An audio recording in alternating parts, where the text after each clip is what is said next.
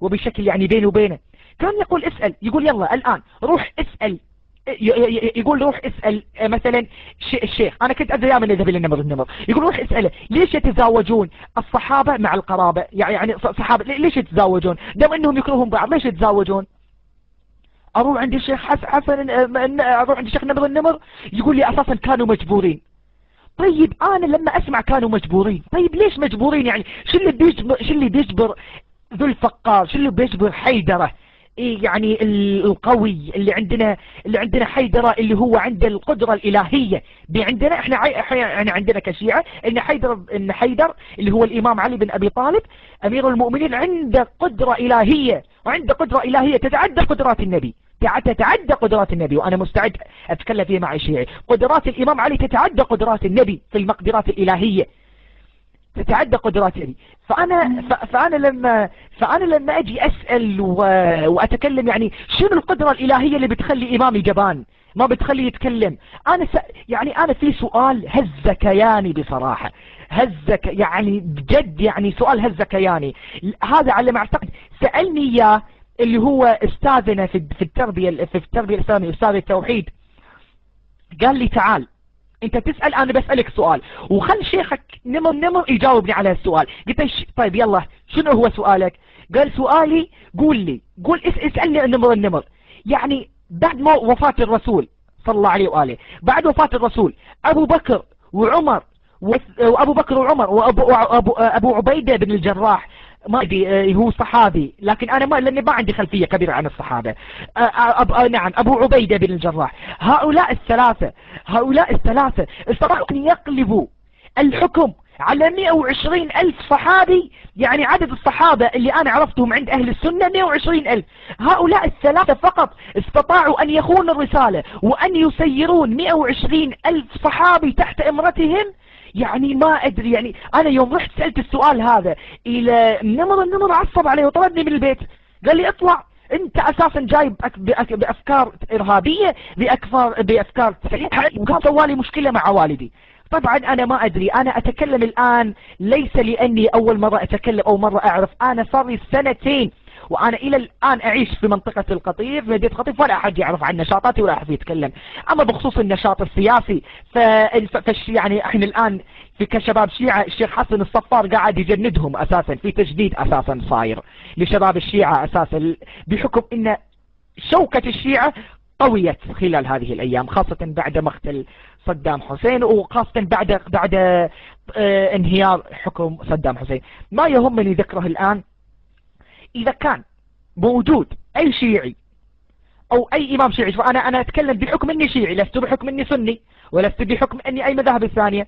أنا بس أسأل يا شيوخنا، يا شيوخ الشيعة، يا سادتنا، يا موالينا، مثل ما تحبون نقولكم يا مولاي، يا مولاي. هذا العبارة المفضلة عند سادتنا، يا مولاي يا سيدي.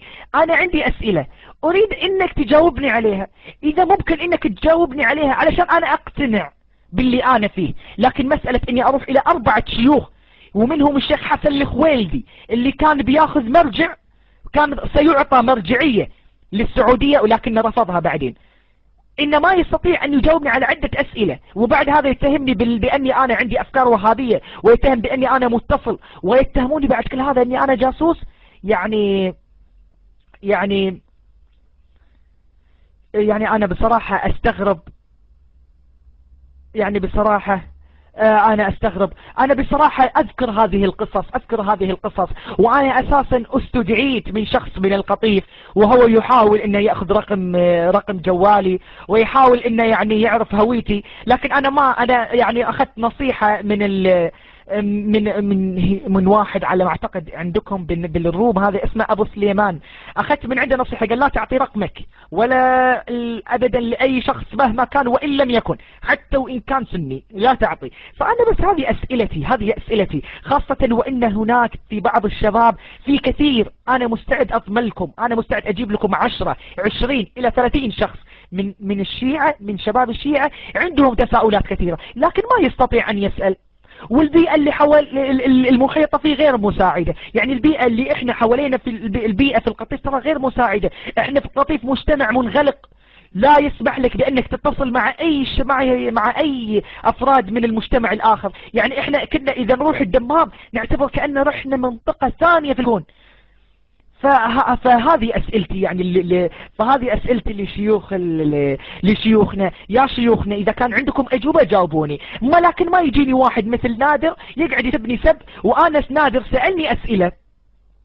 أنا نادر سألني أسئلة، قال لي أنت، يعني سألني سؤال، قال أنا راح أكتشف إذا أنت شيعي أو لا. قلت له يلا اسألني. قال لي شنو زوجة الإمام السابع؟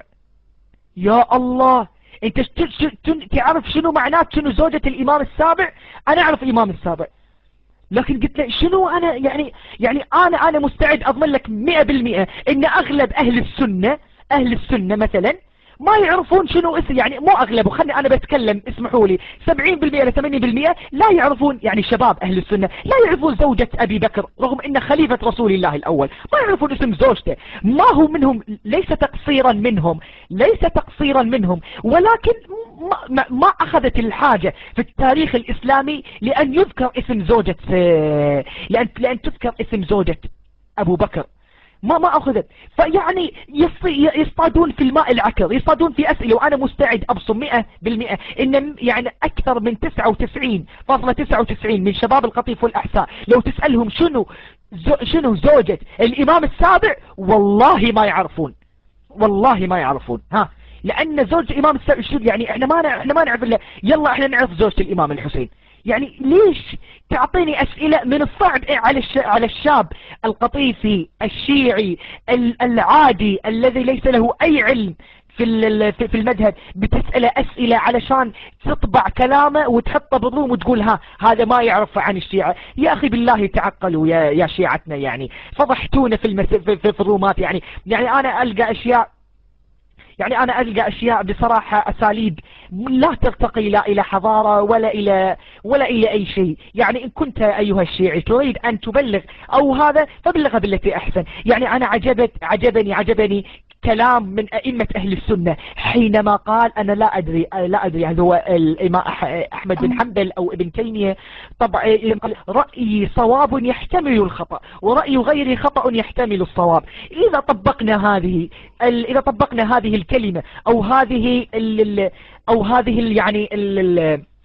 هذا المبدأ في جميع حواراتنا، صدقوني راح نوصل إلى خير، سواء أنا كنت سني أو شيعي. أنا بالنسبة للشيعة فأنا أقول لكم أنا كشيعي أنا أقول لكم يعني مذهبي يحتمل وفيه من التناقضات ما فيه الكثير فيه من التناقضات الكثيرة العجيبة. أرجو من شيوخنا، وأنا أقولها إلى الآن، أنا بعطي حتى قلت حسن شحاتة هذا يعني أنا كنت أسمع عنه خير، لكن أنا من بعد ما سمعت حسن شحاتة أنا من بعد ما سمعت حسن شحاتة لقيت إنه يفتقر إلى الأسلوب، يعني ماكو اسلوب بصراحة، يعني اسلوب يفتقر كله سب ولعن وشتم. يعني ليش؟ يعني اذا انت تبي تقنعني تعال خذني اشفق علي واعتبرني انا شيعي مشفق، لكن الى متى؟ انا قلت لحسن شحاتة وقلت للشيوخ الشيعة، قلت لكم عندكم الى 15 واحد او الى 9 واحد، والله لا 9 واحد، اذا ما في واحد قلت لكم عندكم الى 9 واحد الى قبل يوم 10 اذا ما جاوبتنوا على هاي الاسئلة. وانا ارسلت الى ايميل الشيخ حسن الصفار، وارسلت الى